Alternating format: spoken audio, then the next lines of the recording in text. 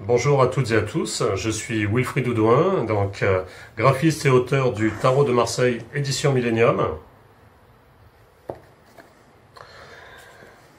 Du livre Le code sacré du tarot, la redécouverte de la nature originelle du Tarot de Marseille. Également du programme Kaléidoscope Vision, qui présente des animations kaléidoscopiques inédites basées sur la géométrie sacrée. Et aussi co-créateur avec Yves Reynaud. Bonjour. De Tarot de Marseille Héritage, qui produit des rééditions inédites des plus beaux tarots de Marseille historiques, comme vous pouvez le voir, ici avec le Convert, ici avec le Païen, ici avec le Rochias. Voilà, nous en avons à ce jour une douzaine.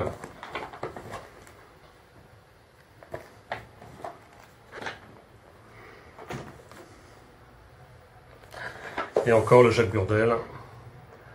Très beau jeu. Et donc je suis très heureux et honoré donc d'avoir été choisi comme intervenant au Raid international de Congressos de Tarot pour vous faire découvrir la géométrie sacrée du Tarot de Marseille. Aujourd'hui, je vais donc vous présenter l'arcane mineur du 2 de coupe, une carte qui me tient particulièrement à cœur, car d'une part, elle est particulièrement représentative du travail de régénération de l'iconographie traditionnelle du Tarot de Marseille que j'ai effectué entre 2000 et 2017, et d'autre part, par sa symbolique et sa constitution dans la géométrie sacrée, qui sont d'implication très profonde. Cet arcane figure en effet l'alpha et l'oméga du tarot. Voici l'arcane dans différents plans géométriques. Ici, la matrice globale, qui est associée à ce qu'on appelle le cube de Métatron. Ici, vous avez une matrice d'un diagramme géométrique utilisé par les bâtisseurs, qu'on appelle très précisément le carré de la Genèse. Donc cet arcane, donc je vais vous le garder ainsi, cet arcane donc figure l'alpha et l'oméga, c'est-à-dire le commencement et la fin d'un cycle perpétuel de régénération, que ce soit sur le plan individuel, dans un processus alchimique philosophal, ou généalogique, à travers les générations d'une lignée symboliquement royale remontant aux sources de la tradition primordiale. Cette lame symbolise ainsi la genèse, c'est-à-dire les modalités du développement de la vie depuis les origines, et la palingénésie, ce qui signifie naître à nouveau, symbolisé donc par le phénix, qui se rapporte au processus cyclique de régénération traditionnellement symbolisé par le phénix renaissant de ses propres cendres. Flanqué donc des griffons,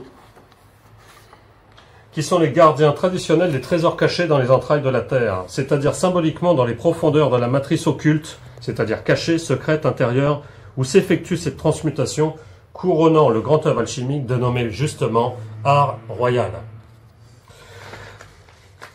Ma découverte du plan de géométrie sacrée de l'ensemble des arcanes, ainsi que de la structure d'organisation du Tarot de Marseille, tel que je l'expose dans mon livre, que vous pourrez découvrir par vous-même, où vous pouvez voir donc la matrice de géométrie, comment tout est construit.